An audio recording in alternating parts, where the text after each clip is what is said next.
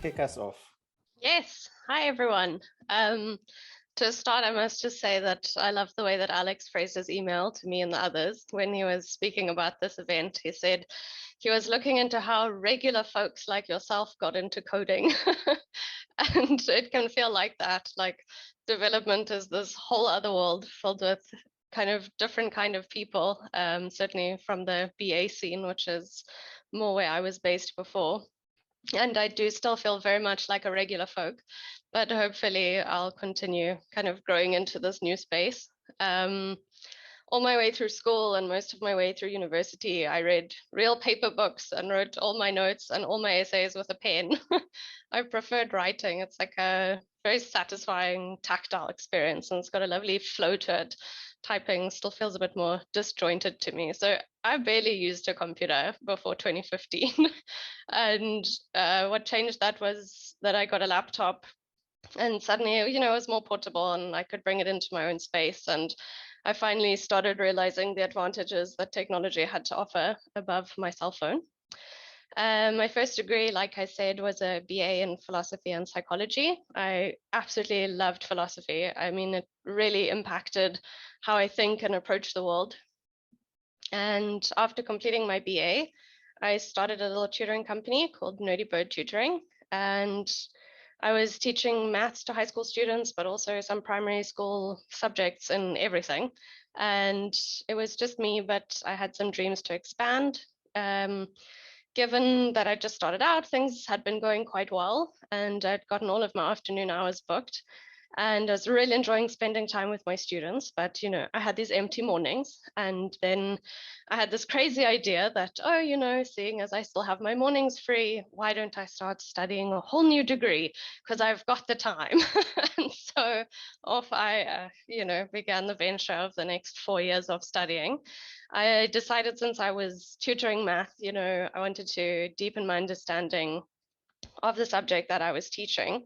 So that was my primary inspiration behind the degree. And I thought, well, for the second subject I was going to have to take, let me try and take something that would be more kind of employable focused, something a bit more sort of financially sound. As much as I loved my BA, it doesn't necessarily open all the doors. So yeah, I just started dating my boyfriend at the time, Stefan, and he's a developer. So I was curious, what's he doing? What's it like? Everyone knows technology is the future. And so I thought maybe it would be a good challenge for me to learn something I knew absolutely nothing about. And I mean nothing. It's embarrassing how little I knew. Like cloud technologies really did exist up in the sky. When I learned about server rooms, it was quite a shock. Um, so that December in 2016, I started a Khan Academy course in JavaScript, which was the first code I had ever written or ever seen. And it felt like magic. Still feels like that sometimes. I was really surprised to discover how much I enjoyed it. And I've always liked problem solving. It's one of the things I liked about math. And when I was studying philosophy as well, I really liked thinking things through and understanding and wrestling with complex ideas. And programming has that same feel, just maybe with a little bit more of a paycheck than philosophy could offer. I began with UNISA then in 2017, studying applied math and computer science, and did my first year while still tutoring full time. But between tutoring and the studying, and I ended up with this really long commute, it just got too much for me. And Stefan and I decided we're going to move down to Cape Town. So unfortunately, I had to close the company, which was a little bit sad, but it has made way for new things. So yeah, I was lucky enough then to do my last 2 years of the degree studying full time instead of trying to juggle everything, which was good, but also horrible. Studying through UNISA wasn't easy, but at least I got through it a lot faster. I must say, UNISA was a very disappointing experience. I think the material was old. I was learning about design with reference to Mixit. I don't even know if anyone here even remembers Mixit. But for those of you who don't, it was like this old school version of WhatsApp that had chat rooms and stuff. So, I mean, the lecturers were unavailable for some of the courses. I kid you not, there was no lecturer who had been assigned to the course at all until a week or so before, before the exam for some of my subjects. So there was absolutely no help, which was really tough. And the admin and communication was a nightmare, and the quality of the work and the assessments was sometimes embarrassing. So honestly, that's like the hardest part of my journey, was that I found it really demotivating to be putting so much work in and so much time into something. I felt like it was being kind of less valuable because, sorry, keep tripping over my voice. Because yeah, I felt UNISA standards just weren't reflecting the input I was putting in. So yeah, that was disappointing. Of course, add to this UNISA in 2020 through the pandemic. And if they had problems before the pandemic, then they really had problems during the pandemic. Some of the final exams I was writing mid-year. So, to be fair to them, this was like brand new pandemic zone, but all my exams were multiple choice questions, which is already just cringeworthy. But best of all, you'd get an exam question that would say, A, all of the above, B, only A or C. And you're like, you're kidding me. Now I have to like reorder the questions in my head and try and figure out what A and C were supposed to be. You can just imagine. So yeah, after getting through that in one piece mostly, I made it here to my first meetup actually on Deep South Devs, which is where I met Alex, of course. And he knew I was looking for work. So when he heard my manager was looking to hire someone, he mentioned me and I got the job. So I started working at this company called Coil, who's based in Newlands. And now I'm a full-time junior software engineer there. And it's almost been a year. It's been such an incredible company, and it's made everything along the way well worth it, absolutely. So I'm busy working now on developing a WordPress plugin. But yeah, even a year down the line, I still feel like an imposter in the industry. There's so much to know that you can drown in it all sometimes. But when I get going, things feel really good, and I've learned so much already. So yeah, that's the summary of how I got to where I am. Fantastic. Thank you, Sarah. What a great journey. Yeah, very privileged that this meetup could also be a part of that. Let Thank me you. invite Mr. Kandeni, the one and only Yanga, to tell us about yourself. Can you guys hear me? Yes, Okay, we cool. can hear you. Yeah. Cool. Just a shout out to Valters as he is joined. Did you notice, Alex? Can you guys hear me? Sorry? Yes, we can. Oh, okay. Nah, I was just asking you if you've noticed Valters joined. I just want to say shout out to him. Oh, okay. Putting me on a spot for it. Valters. Yeah. Great things. I managed to I managed to convince him. So sorry, this is just Valters, I have everyone. to interrupt quickly. Valters is joining from high up in the Swiss Alps. I'm not lying. No, are you still there? Everyone. Yeah, you are there. Okay. I am here. I'm here. Great to have Still you. That's he's one of my team leads. So yeah. My pleasure to be here. To have you. Very exciting. Great teacher. Yanga is doing so well. Well done. But, and it's all because of him. All right. Excuse me. So I don't have my history is not as vibrant and colorful as Sarah's. But I'll try to say a few words about how I got started or joined tech. I'm so nervous, guys. Yeah, so for me, it started in 2019, around October. So just a bit of a backstory. At that time, I was working for a company that had clients in China. And at that time, most of our clients were complaining that their cities were under lockdown.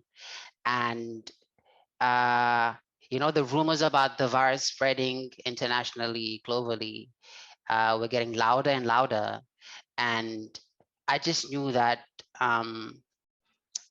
I needed an exit strategy, like a way out, because basically what we did was teach. So we taught English online. So I knew that I couldn't do that from home because I didn't have like a solid connection, and my PC that I was using at that time was barely clinging on to life. So yeah, I was just out and about looking for something else to do in case what we have now happened. Anyway, a friend of mine who also was in the same boat is also looking for a way out. He told me that he knew someone who was already a programmer, and that person gave them a React course. And then he gave me the React course so that we could do it together, sort of kind of jump ship. So when I started with that course, I didn't know anything. Yeah, I didn't know anything about programming at all. So I just dove straight in. Few lessons into the course, I realized that this was not for me. At that time, that's what I thought. I thought this was not for me. So then I stopped and looked at graphic design for a bit, trying to get a side cash stream. Excuse me. So after a while dabbling with graphic design, I decided, you know what, let me just give the React course another try. And yeah, and that's how I got introduced into the world of tech and how the bug bit me. And I haven't looked back ever since.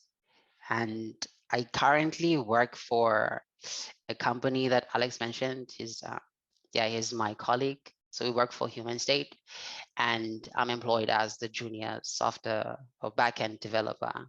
I'm part of the API team working with Valters, whom you've just seen a couple of moments ago. That's basically it from my side in terms of introductions. I don't have much to say. I'm a person of very few words. Thank you. I just want to ask one question. So sorry, Harrison. Sorry, we're doing Q&A after this. There will be a time. So I'd like to refer you please to the link, the vvox.app link in the Zoom chat. You will be able to post your questions there. And then also please upvote the questions that you like. Maybe someone else has already asked the question you're asking. So just read those questions and then upvote the ones that you like. Otherwise, ask your own question, and we'll really leave a lot of time for Q&A. So you'll definitely be able to ask the question. But right now, cool. It's not the question time. So thank you. Yeah, Yanga. Since I just happen to know your story as well as what's on the meetup page, right? Would you mind sharing a bit about, prior to the teaching English, just maybe would you be able to give us a bit of a view into that sort of high school up into the teaching English, because I think some things happened there. Oh, okay. So you want to take it all the way back? Yeah, just right. give us a little insight. Cool. So originally from the Eastern Cape. Anyone here from the Eastern Cape? No? Going once, twice? No? All right. So originally born in the Eastern Cape, in a small town called Tala. But then my parents moved to Cape Town when I was pretty young, and we moved to a township called Philippi, very small. Anyone from Philippi or near? No? Around? No? All right, cool. So yeah, I grew up in Philippi, went to a high school, a local high school in the township. And after matric, I went and studied chemical engineering. And yeah, so that was fun. I did that for 3 years, got the diploma, and then came back for the 4th year for the degree. But unfortunately, something tragic happened. A family member passed away, whom at that time I was staying with. And that kind of I don't want to say broke, but it kind of did break me mentally, and I couldn't focus on the studies, and I had to drop out at that time, so I couldn't finish the degree. But yeah, fast forward a couple of years later, I got like jobs here and there within the engineering spectrum. And that was all good until I fell ill. So that's around 2015. I was diagnosed with end-stage kidney failure, which basically means both kidneys don't function anymore. And then after that, I had to go through a very dark period for like 2 years. So I had to attend dialysis on a daily basis, and that was very difficult. Emotionally, mentally, financially as well. It was just devastating. And yeah, so after dialysis, I was lucky enough to get a transplant, and that was we're going 4 now.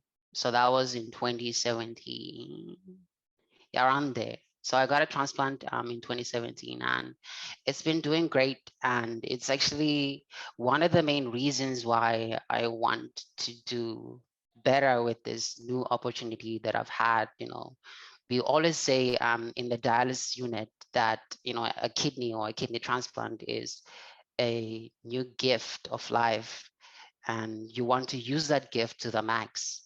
And that's actually one of the things I guess I could say has led towards the point of trying to be better financially, personally, professionally. And yeah, that's about it. I guess being ill and being poor is a very good motivator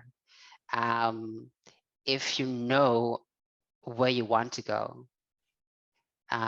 And I guess I'm here because of those. I know it kind of sounds dark, right? Being poor and ill, but I feel like the more I mention these two attributes that I have, perhaps someone out there who is in the same condition or state might be motivated, you know, to see beyond what or where they are in life. You know, there's life after being sick, and there's life, you know, better life out there for you if you prepare to work hard. So that's basically, yeah, a bit of a background on who I am and yeah, what I've gone through and how that has kind of led towards me pursuing a career in this field, I guess. Fantastic. Thank you, Yanga. Thank you for sharing it. Yeah, I think that's very interesting. That, you know, on the one hand, there's the coding side of things, how we got into, you know, kind of Khan Academy, boot camp, UNISA, this, that, and the other. But then oftentimes the other side is what happened in our lives to focus us and motivate us, you know, and that's also what I'm also definitely looking to hear tonight. So thank you for that. And a tough act to follow, but I know he's up to it. And I would like to invite Marlon to please take the stage and just tell us about your story and how Marlon has a special place in my heart because he grew up very close to my wife in Welkom in the Free State. So he's already starts off by default on a good footing here. But yeah, so tell us about yourself, Marlon. Hey, hi everyone. My name is Marlon. I was born here in Cape Town, but I grew up in the Free State. Moved there when I was very young. Spent most of my life there. Me as a child, I was always like, how can I say, like a tinkerer. I like to like play with things, break things apart. You know, I like to understand how everything works. I used to break things apart and not know how to put them back together. But like eventually, as time grew, like the more I kind of done that, the more I kind of figured things out on my own. So yeah, I feel like that's also a very good part in what led me to become a developer. Yeah, so I moved to Cape Town in 2013. That was my matric year. So when I came here, I was like brand new in Cape Town, and it was my final year of high school. So it's kind of a bad time to move, because like my focus then was just like kind of adapting to like living in this big place, because like in the Free State was very small and like collective, like everyone knew each other, and it was just like a community type vibe. And then when you come to Cape Town, it's so huge, and like there's so many things to do here. So you always just want to be trying new things, because I've always been like a free spirit kind of guy that wants to try new things and go out and explore. So like when I came here, there was just so much to explore. So yeah, I kind of didn't focus on what's my next step after high school. Yeah, so basically when I finished high school, I told myself I'm going to take a gap year and kind of figure out what I'm going to do next, what's my plan. But just sitting at home for like that 1 month in December, I was like, this is so boring. I have no idea what I'm going to do. I don't just want to sit at home. So I kind of done late application. So I went to a technical school. So the obvious choice for me was one of my subjects that I'd done there, which was electrical technology. So because I was a tinkerer, so like that was kind of the obvious choice for me. So I decided I'm going to study electrical engineering. I applied at a few universities. I got in, I actually got provisionally accepted at CPUT, which apparently doesn't mean you've been accepted.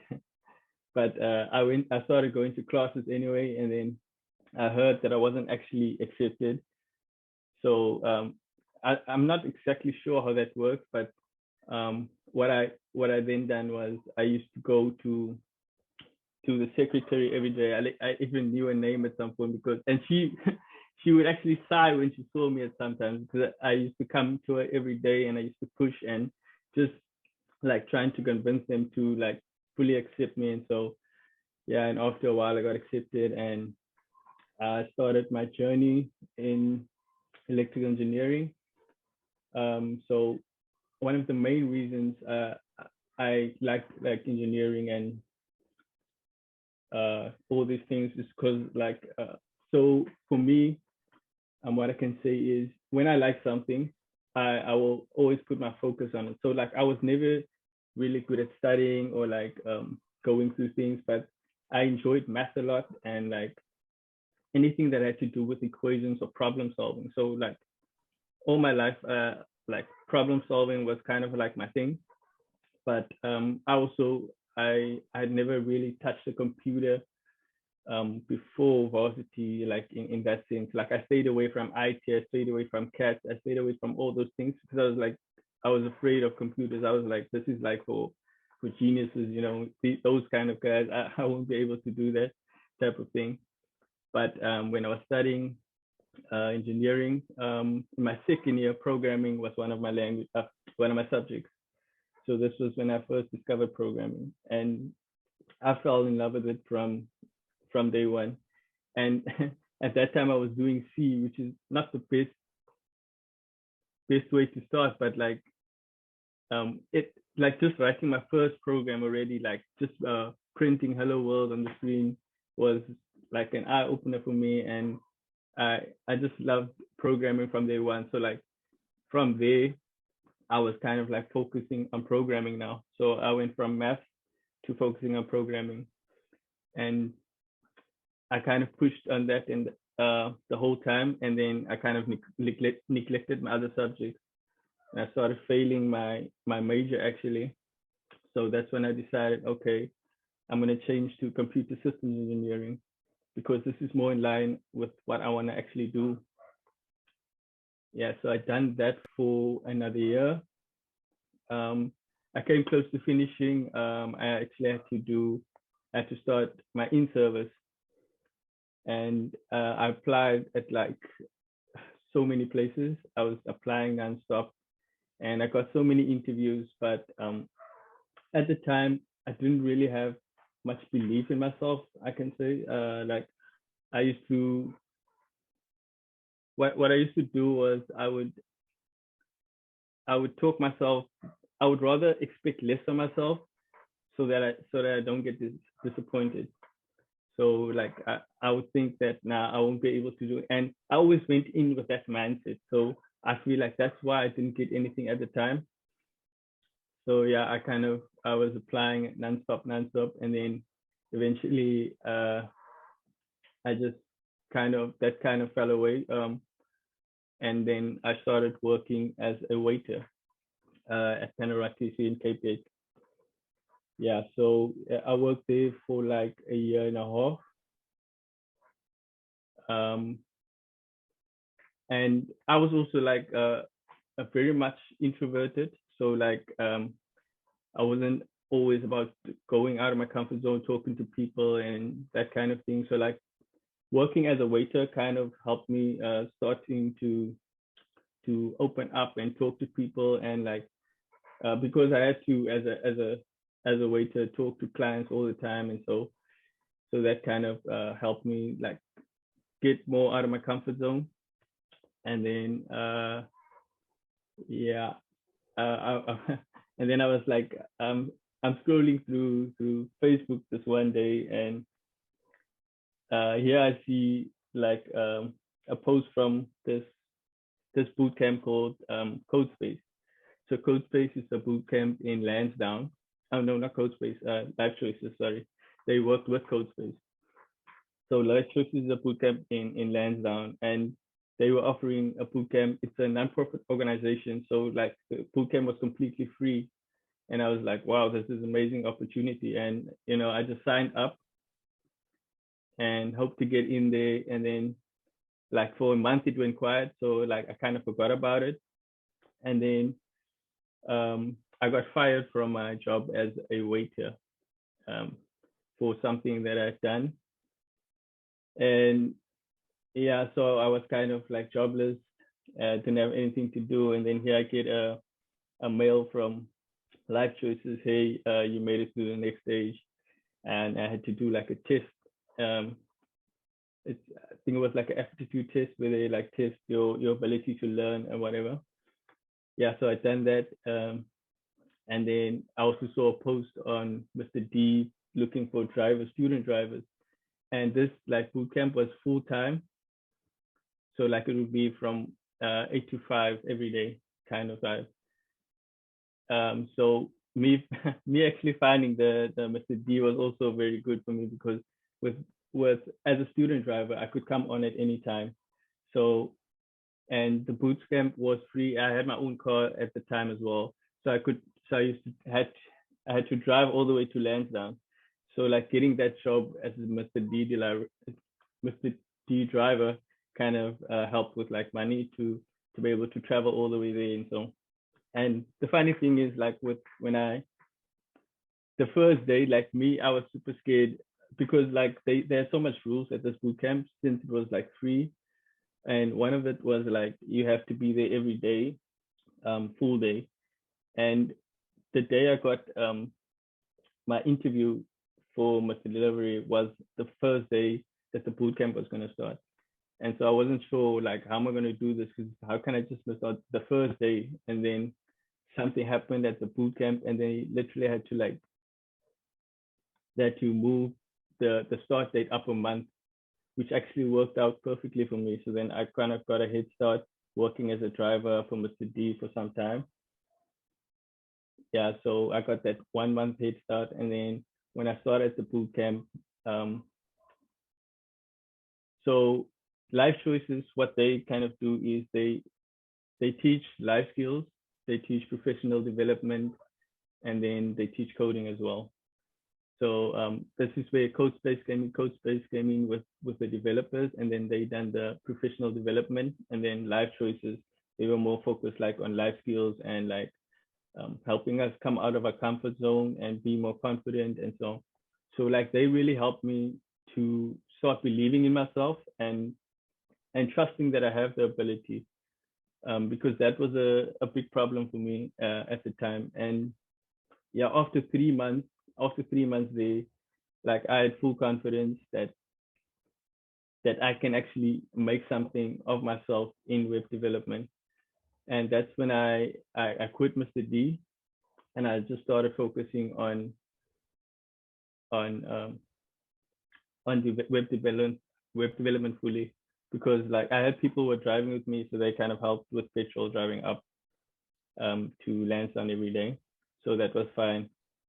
So yeah, I just invested all my time in like building apps on my own and started networking. So my friend Jordy, who's actually in this meetup as well, he used to go to meetups, and he kind of like told us about meetups or of developers coming together.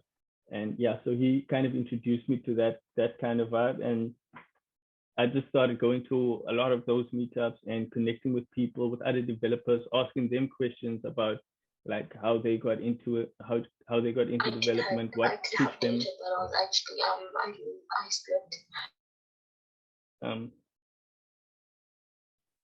Yeah, so I started going out to these meetups and learning more from other developers.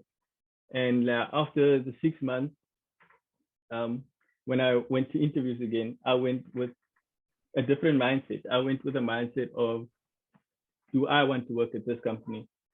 So yeah, I kind of learned that if you know, when you go to an interview, you actually also interviewing the company. So you're trying to figure out, is this where I want to be? And if you know your ability, you can push for what you want. And like that kind of helped me so much, because like when I came into an interview, I came in with so much confidence, and I came in as myself instead of, you know, what I think the company wants. I just came as who I am, because why must I change myself for this company? You know, I want them, because when I go to this place, I want to go as myself every day. So like that's the kind of mentality that I had going into my interviews. And what I would do is I would research the company to figure out, is this the place where I want to be? And then I'd ask questions based on that, and I will just show like the skills that I have and what I've learned and how I go about what I do. And I managed to land like six job offers at the time. And yeah, one of them was at a company called Adept ICT. So yeah, I got in there. Like that one was the best interview I had, because like it literally felt like a conversation. It didn't feel like an interview. Like I was talking with them and we were just having a good time, and I already knew that this is where I wanted to be. So yeah, I kind of pushed to be there. Like after a week, I waited for them, and I was like, so I called them and I was like, hey guys, look, I got like 6 offers here, and I haven't heard anything back from you guys. So like, I just wanted to know if there's anything happening. Are you still interested in me? And they were like, no, yeah, they were really interested in me, and they were like, actually, let me just say this as well. So they sent at the boot camp, I focused on backend. So I was doing PHP, and then I was doing HTML, CSS, and like all the basic front end stuff. Sorry, Marlon. I'm going to interrupt you. Can you just give us the really short version, because we're running a bit behind schedule now. Oh, I'm sorry. Thanks. Got a little carried away. Yeah. So basically, I didn't know any front end, but then I managed to like learn a front end framework within like 2 days for the challenge that they sent me. And yeah, I got them to send me an offer within a day, because they liked me so much. And yeah, kind of just from there, it just went uphill. And now I'm also working as an intermediate developer at a company called Specno. That's here in Durbanville. So yeah, that's my story. Awesome. Thank you so much, Yeah. Marlon, for sharing that. Okay, so I'm going to ask one question to each of you, and then we'll open it up to Q&A. And so that question is, could you share, so it seems like you have your own. You all are probably fairly mathematically inclined, fairly kind of just technically inclined. It sounds like you've been that way your whole life. Even though Sarah, I know you love paper, I also love paper, but it sounds like you probably did okay at maths. But I'd like to know that then you kind of matric and you kind of came out of matric into the world, and then you kind of in this place of what am I doing? That typical 20-something journey of searching, finding your kind of place in the world, for want of a better phrase.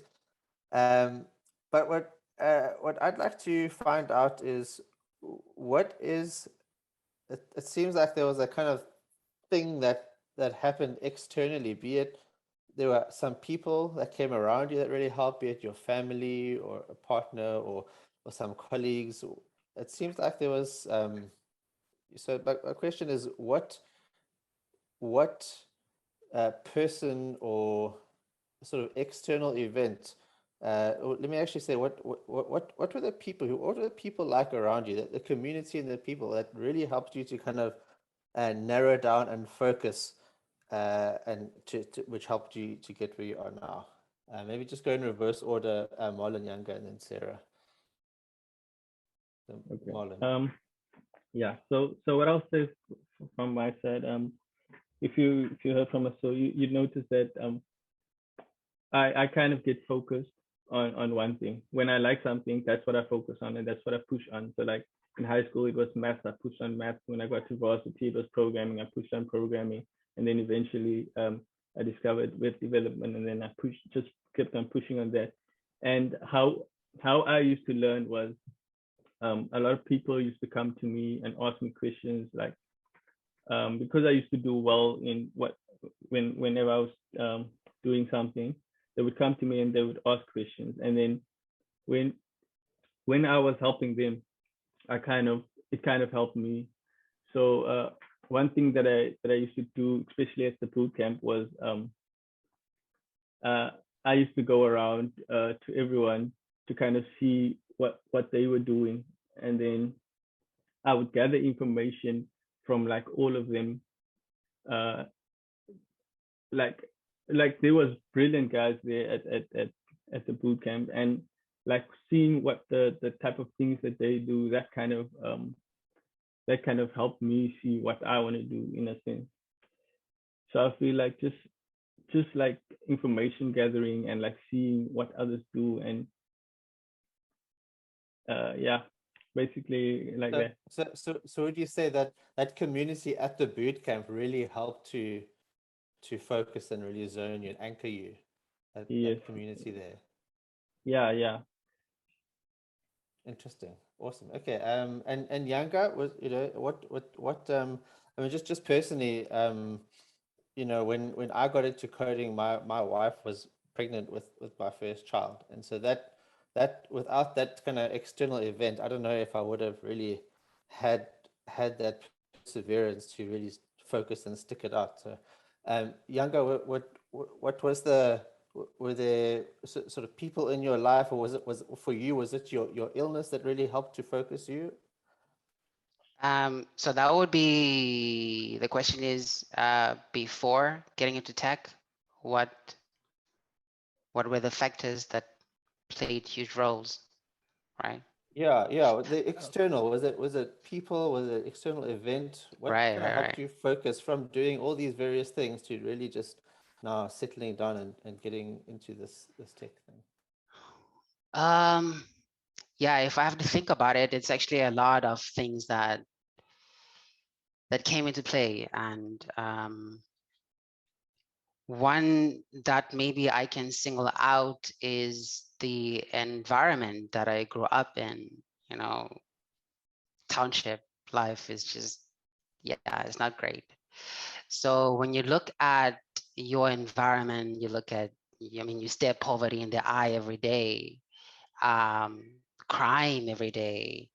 You often wonder if, could it be better? You know what I mean? So I guess that, and being ill, and the virus actually, because it became like a thing around 2019, where we heard a lot about, the thing might actually go global. So that being poor and the environment and the thought of, if I lose this job, what am I going to do next? Because at that time, the job that I had, I couldn't like do it from home. So I knew like if when the virus hit and we had to move from home, I would lose that job. So that was also a motivator to try and find something that would sustain me in the event that I lost that job. So there's multiple factors that came into play and led into my journey into tech, if I can put it that way. Yeah, thanks. And Sarah, what about you? So yeah, I know tech and romance aren't often put together, but for me, I think that's what it was. My partner was definitely the biggest influence into my journey into tech. I think there's something about falling in love that makes you feel like you can do anything. So I decided to take on this challenge. And yeah, once I start something, I find it very hard, to give up. And a degree, it's a very formal thing, you either complete it or you don't. And I have done the not completing the degree thing as well, and it feels really crap. So it's like, this it's kind of the narrative you tell yourself about who you are. I really didn't want to be that person who couldn't finish something. So once I started, even though I really did have many doubts along the way about whether or not this was the best approach, and I still doubt whether it was the best approach, I just sort of felt like, well, I'm here. And it's that sunk cost thing as well. The longer you spend, the more you're like, yeah, I've spent so much time on this, I have to finish it. And so you do.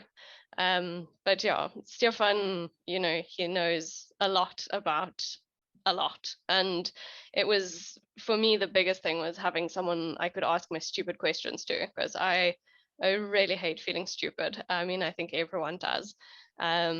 So kind of building up trust with someone that does not matter how stupid my question is, or even if I already asked it to you yesterday and I forgot the answer, someone with the patience to kind of break things down and explain them, like having that space made all the difference.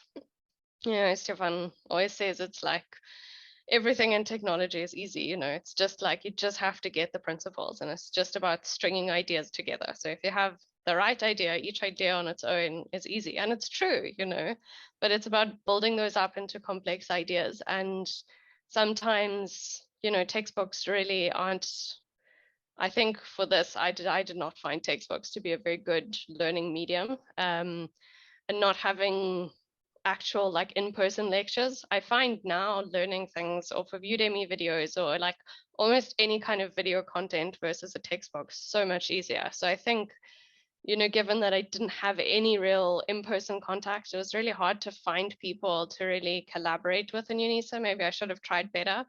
But yeah, having him as a resource, yeah, honestly made all the difference. Fantastic. Thanks so much for sharing. Okay, so sorry, yes. Sorry, can I just say one last thing? Sorry, just a quick thought, if you don't mind. We are like 10 seconds. Go. Sorry, I just wanted to say that another thing is like I said, I was an explorer, and like what I used to do was I used to look for things that I love and then focus on that. And I also just wanted to say that my family was also a big deal part in where I came, because like they always used to push me to go to do things for them, and a lot of the times I didn't know what I was doing, and I used to Google it, and I kind of became a Google expert in that sense. And I think a lot of developers will tell you that Google is their best friend. So like just becoming so familiar with how to Google things, that also kind of helped me and made going into development kind of easier for me. So yeah. Thank you. Thanks for sharing. Okay, so I'm just going to go from the top of this Q&A list. Adam Daniels asked, so please, if you don't have the link, there's a VBox link there. Hop on here and fire your question away. We're going to try to get through them really quickly. Adam Daniels asks, do you think a qualification is needed to get a job as a dev, or is being self-taught enough to get a job? So let me ask maybe the most qualified one, Sarah. Please, in the question, please, specify who you're asking it to. We're not going to have time to really ask every single person, but Sarah, do you want to take that? Yeah, Since sure. you actually I have a think degree? if I was doing it again, I wouldn't get a degree. I don't think it was the best way to get the skills. You know, even from the very simple fact that when you're studying, you need 2 majors, which are, I mean, I could have gone out straight into computing, it is true. But even then, you know, you don't get to study what it is you want to study. You're stuck with like, okay, we're going to be learning C++. This is what we're doing. This is the curriculum. As opposed to thinking, well, you know, what do I want to work in, or what am I most likely to get a job in the area, and actually targeting those skills. I think the degree was a really, really long way around. But having said that, I don't know how hard it is to get a job without a degree. I saw someone answered in the chat as well in Zoom the same way. Like, it's just about getting in the door. And I think for me, because I already felt like such an imposter, the thought of having skills without a degree, I don't know if I'd ever have enough confidence in myself to apply for a job without like this certificate that says you can do it.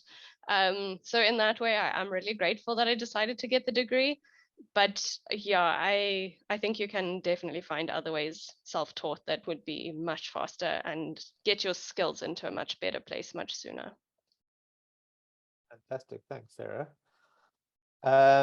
Paula asks, Yanga, how was your interview process, taking into consideration that you had no prior tech exposure? Not really sure what the question means. So I think he's I mean, yeah, I don't know. Paula, do you want to clarify your question? elaborate on that question, please. Yeah, sure. Yeah, thanks. Hi guys. So Yang, I've been in the industry for some years. So I found out that navigating through interviews, you really do have to have like a more technical background, a more tech specific, or like some base technology stacks that you need to know going in forward, because definitely you are applying for a role that requires some specific skill sets. So coming from an environment where you did not do it in school, you have no prior experience in all these tech stacks that are changing every day, how was the interview process for you? Was it a bunch of jargon words, or it was more of liking your personality and then thinking that okay, they can incorporate you in the team, or it was based on your technical merits? So I just wanted to get that from you. Right. Good question. Thanks. Yeah. Okay, that's a good one. Well, with regards to exposure to tech, let me just say, like when the pandemic hit, I studied for like 16 hours a day for like 4 months. So I think through that, I managed to gather as much fundamental knowledge as I could. So when I went into the interviews, I wasn't, can I say, I did have some technical upbringing, although it wasn't much because of the short space of time. Because I remember my first interview was in July 2020, and I just started playing with tech in the beginning of the year, same year, so in January. So I didn't have much time in the field, but I had, I guess, a great personality that went with the interview process. I mean, Brian is here, he can also elaborate on that, because he was part of the people that were in the interview. He was actually one of the person who interviewed me. But anyway, so I guess, yeah, even though I liked much on the tech side of things, I believe I had like I showed my willingness to learn, because that's like the most important thing that you need to have in this industry. So I showed that, and I had a great, I guess, personality, and they took a chance on me, and I've never looked back ever since. So that was Hope your that helps. job prior to Human State, eh? Yes, This was yes. your The first human big state job. one was a lot more tech involved. I had to do a couple of assignments for them. And I was a bit advanced when I got that interview. But like my very first was straight after 3 months of self-studying. Then I got the job. Sure. Wow.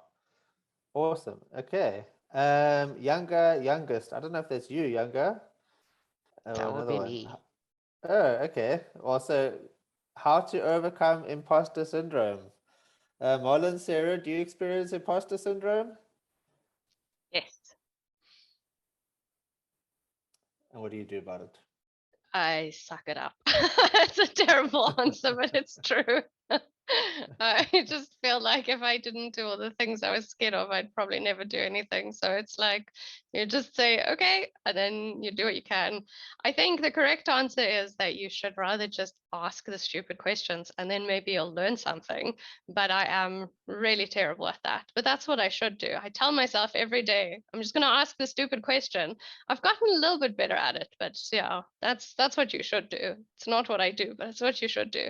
So I think a lot of people will respect you if you show A, you're honest about, who you are, and B, you want to learn. I think that's much more important than pretending like, oh, I'll just sit here quietly and like maybe I know, maybe I don't, It's better to engage, but yeah, I'll try to take my own advice. Okay, thank you. Marlon, do you experience imposter syndrome? Yeah, so like that was a big part of before I joined the bootcamp at Life Choices, but they kind of helped me deal with that, to just like believe in yourself and be willing to ask the questions, be willing to just put yourself out there and say what you don't know and what you know and what you want to know. And so yeah, so for me, I guess after I went through the boot camp, it was just a lot easier for me to deal with that. Okay, so that's like, almost like some formal training and life skills and stuff. Okay. Levo asks, what type of profile does one need to have if they don't have a computer science degree? Yanga, Marlon, do you wanna either one you wanna take that? How do you set yourself up? How do you apply? What kind of do you need a portfolio? How do you show your skills? How do you even crack a interview? Okay, I'll go. I guess the easiest way would be to like if you're doing courses on like Udemy and stuff, that's something that I've done a lot. YouTube courses, like just do all those things and then like set up a GitHub account and then like push all your stuff there and just like whatever you do, push it there, make as much commits as possible. Try new things with like whatever you're doing, with whatever you're working with. And another important thing is like doing pull requests and going to open source stuff and just like adding some features there, whether it be a small button or whatever, just being willing to try out things and then posting it up on GitHub. And like a GitHub link can do so much for you. Yeah. Okay, thank you, Marlon. Yanga, do you want to take a stab at that one or? Yanga, no. Yanga? You guys hear me? Yeah, okay, there you are. Okay, great. Great. So I definitely agree with Marlon on that one. You have to just put yourself out there. Like I remember when I was looking for a job actively, I had, I think like 3 repos on GitHub, all with just my side projects, no tutorials. It's very important not to, you can put up tutorials on GitHub, but I think it has a lot more, it's more valuable to have something that you're doing on your side, like a project that you've started from the bottom and you're working on that yourself. So I had like a couple of those on my GitHub profile. Free Code Camp is a very great tool and resource. So you can go through the challenges. After every challenge that you complete, you get a certificate, and you can link that up with your LinkedIn profile. That's what I did. And whenever you're applying for jobs, you just have that as part of the job application, links to GitHub, links to Free Code Camp certificates and all of that. So yes, you might not have like the traditional qualification, but if you show the initiative that, you know, you're able or willing to learn, and you have done this much so far and you want to do more, I think that counts a lot more than just a piece of paper in front of an employer. Yeah. Fantastic. Thank you, Yanga. Thank you for the question, Lebo. Mitchell asks, what are the best skills or tech stack you must have as a junior dev so that you can attract companies? Ooh. Who wants to take a stab at that? What are the best skills or tech stack? I think he's probably asking, do you need React? Is it Python better? What do you think?